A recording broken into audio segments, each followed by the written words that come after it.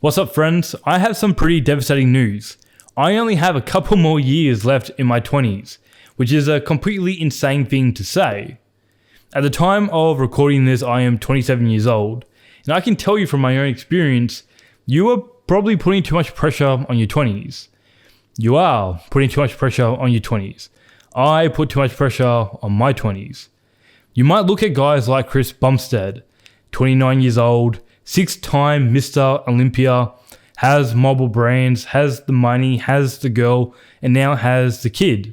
This man is completely set up for the rest of his life, as long as he doesn't do anything stupid. And if you listen to this guy talk, he's not going to do anything stupid. Just last night, I was watching a video by the great Dan Coe, and he was telling me about how he became a millionaire by the age of 26. And this, Josh, is how you do it too. Like, okay, thanks, Dan. Oh, and then there's Amangazi. Don't get me started about Amangazi. If you didn't feel like you're behind, you do now. There is a 99.99% chance that this is not the first self-improvement video you have watched. You've probably been watching self-improvement content for a while. You've been watching the content, you've been trying to do the habits. Maybe you're trying to go monk mode or ghost mode or enter your winter arc if you're in the northern hemisphere. I'm not, I'm in Australia. Whatever you want to call it. But perhaps you also feel guilty about how you're spending your time. You secretly wish that you could have more, travel more, go on more adventures. You realize that you're not going to be this young, free, energetic, fit, and healthy ever again in your life. So you want to indulge in the delights of youth. Because who wants to be that 40-year-old trying to live the life of a 20-year-old? No one does. But at the same time, you realize that if you don't put the hard work in now for your future, you're going to have to do it later. The hard work doesn't disappear, it only gets delayed.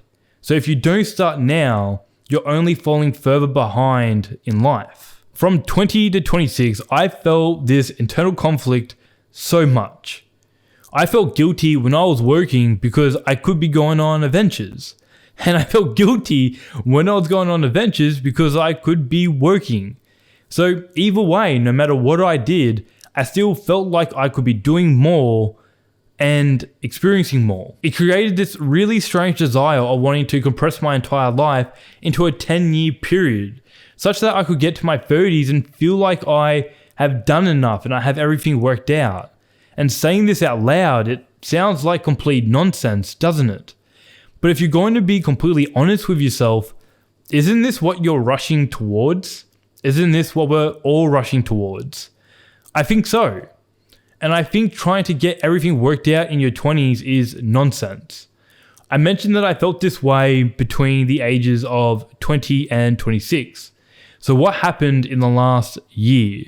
Tim Urban, he's a writer and creator of the blog Wait But Why, and he drew this graphic about the paths of life.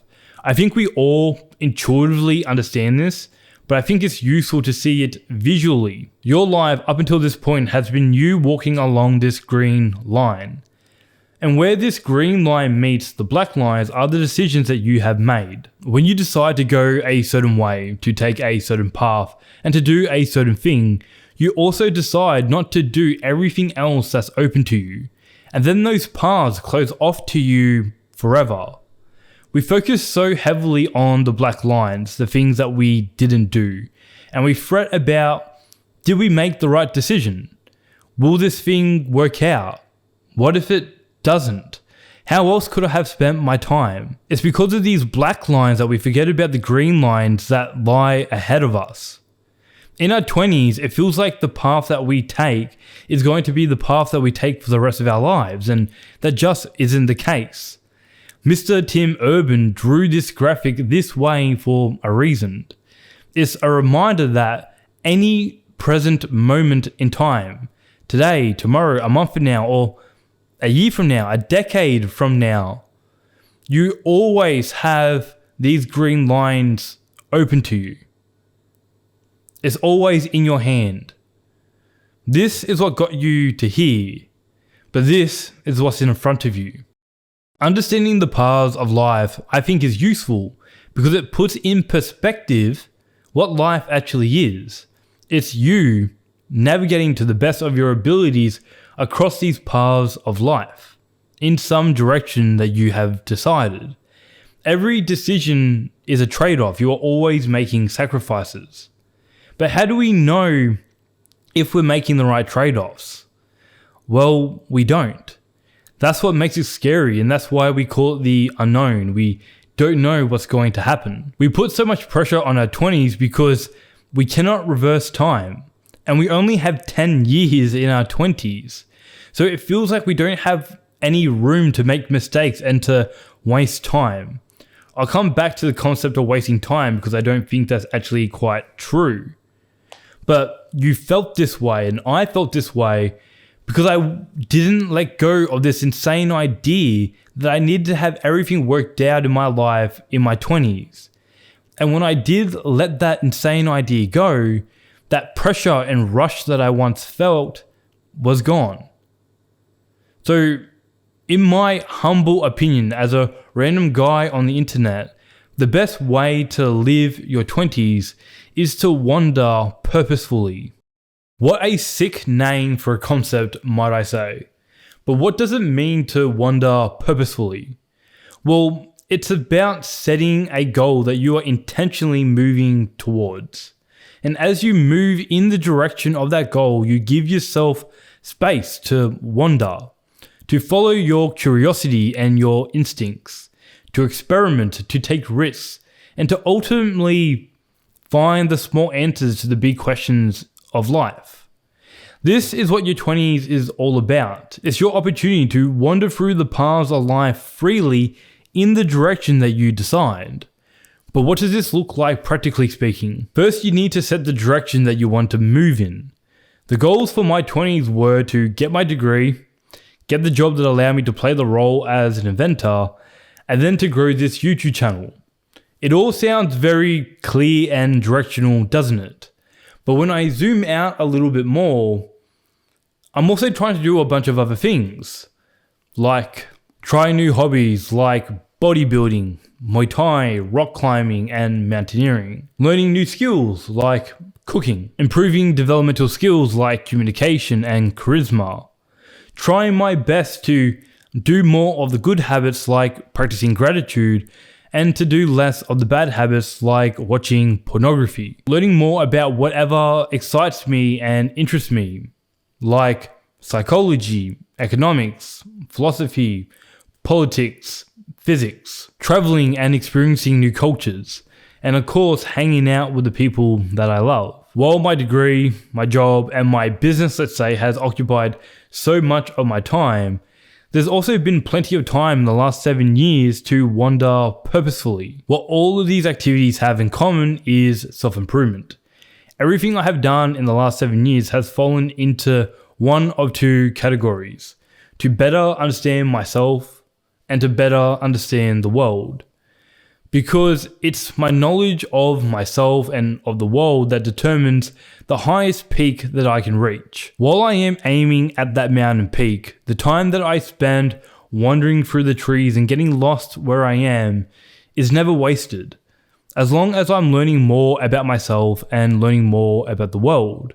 Because it's those two things that are going to move me closer to the peak of that mountain. When I start thinking about my 20s as a decade to get everything worked out, and start thinking about as wandering purposefully, all that pressure that I previously felt was gone. Because now the time factor wasn't so important.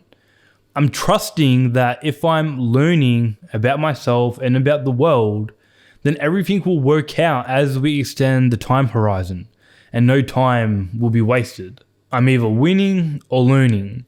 That's a quote from Conor McGregor's manager. And I'll give you a pretty relevant example from my life right now. YouTube. YouTube has been the most mentally draining endeavor I have ever attempted in my life. And up until recently, I felt like I've been wasting a lot of time working on these YouTube videos, pouring thousands of hours into this thing that doesn't seem like it's going anywhere. But as I was brainstorming my ideas and thoughts for this video, I realized that the time that I spend making these videos is not wasted, because I'm learning so much about myself and about the world through the process of making these videos. I have faith that whatever I decide to do after YouTube, if I need to move on from this, I will be well equipped for what's next. I'm getting the small answers to the big questions. Naval Ravikant identified the big 4 questions that we need to answer in our lives. Who are we? What we do? Where we are? And who we're with. Purposeful wandering is how you get the small answers or feedback to these big questions. But unfortunately, you can't put these questions on a timeline, because your answers to these questions may change as you change. Hopefully, right? And it might take you 3, 5, 10, maybe 20 years to get enough information and feedback to what you actually want in regard to these questions. In my book, that is completely fine, provided that you are learning about yourself and also about the world. Now, let me be very clear about this. This is not an excuse to sit on your butt and not do anything and be lazy, because that's not how this works.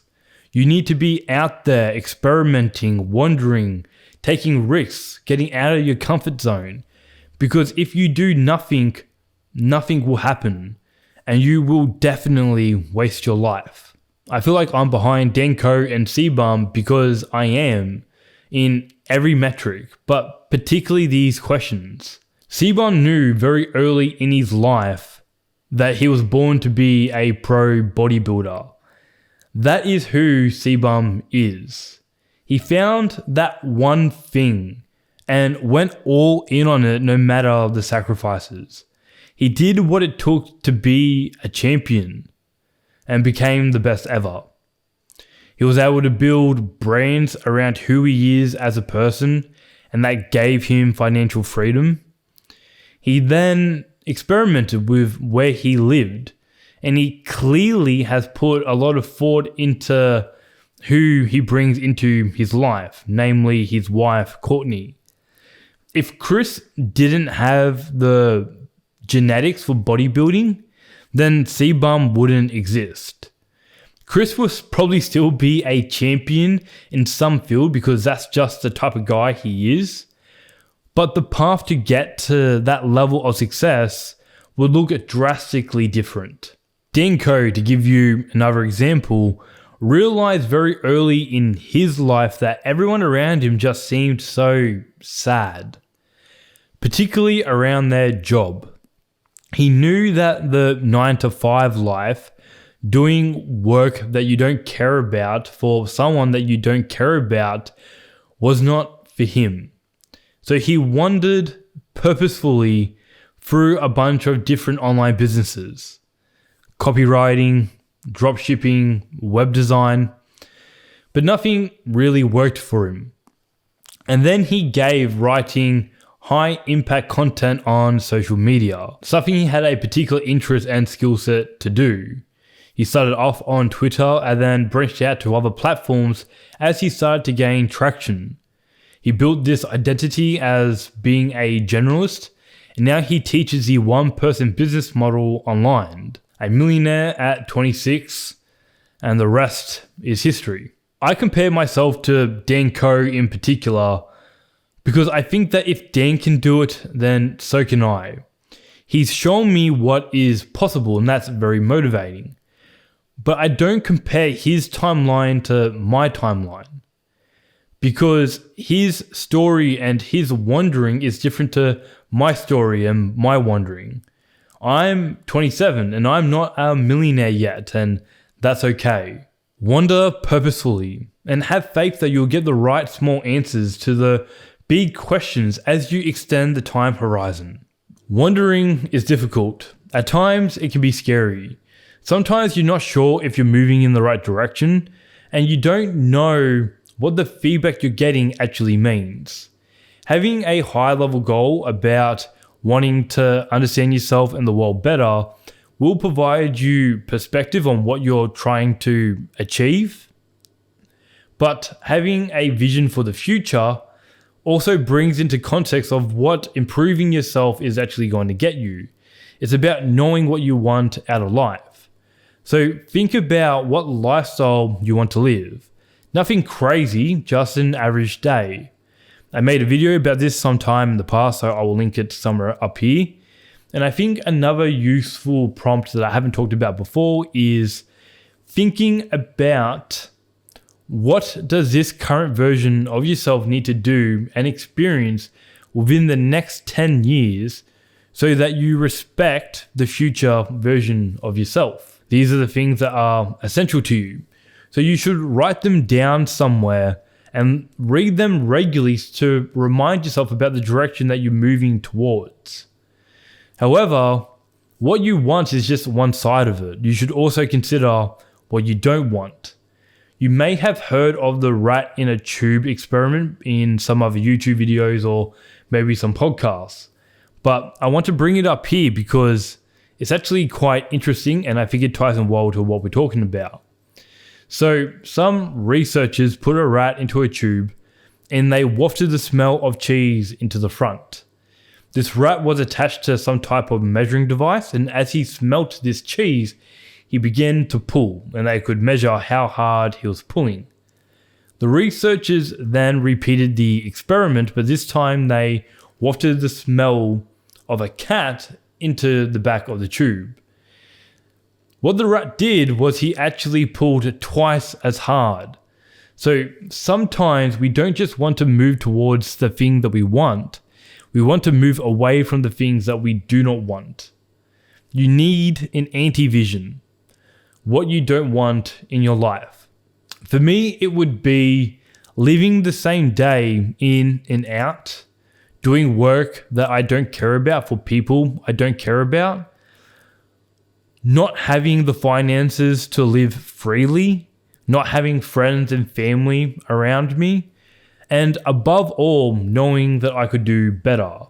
And I want to avoid that at all cost. One of the fundamental problems that we all face in our 20s is making decisions. Because as we talked about before, every decision that you make is a trade-off. You are always making sacrifices. When you decide to do one thing, you are also deciding not to do everything else. And sometimes it's not about what we want, it's about what do we hate least. For example, when I was deciding to move to Adelaide a couple years ago, I didn't actually want to leave my dad and leave my dogs. But I knew that I would regret not taking the opportunity to move to a new city and experience living in that city by myself more than I would regret leaving. And so the answer became very obvious. It was time to have a new adventure. When it comes to making tough decisions like these, it's important to pick your regrets. When you look back on this decision, what are you going to regret least? And that's the thing that you should be doing. It is also useful to understand that there are two types of decisions. Jeff Bezos called them one-way doors and two-way doors. Two-way doors are when you can make a decision and walk through and then come back through later. They are reversible. My move to Adelaide was a two-way door. The outcome over here didn't really matter because I could always go back home. And the door was left open at my old job too. So if things didn't work out here for whatever reason, it would have been relatively easy to reverse that decision. However, one-way doors are exactly that. They are not reversible.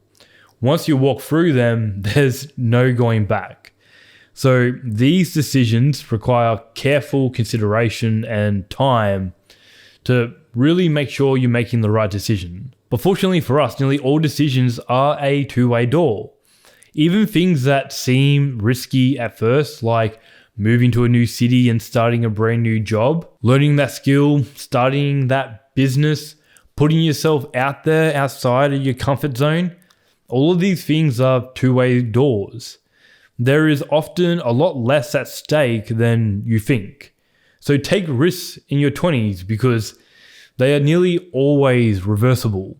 This video took me days to write, like full days. It was a struggle to say the least. I found it quite difficult this time to find the right words for what I wanted to share with you. And I didn't want this video to turn out to me telling you how to live your 20s like so many other videos become. I didn't want this to be learn these skills and do these habits and so on. I wanted to provide you the framework that I developed over the last 7 years so that you can wander purposefully through your 20s with confidence, knowing that you'll get to the other side prepared and eager for the rest of your life.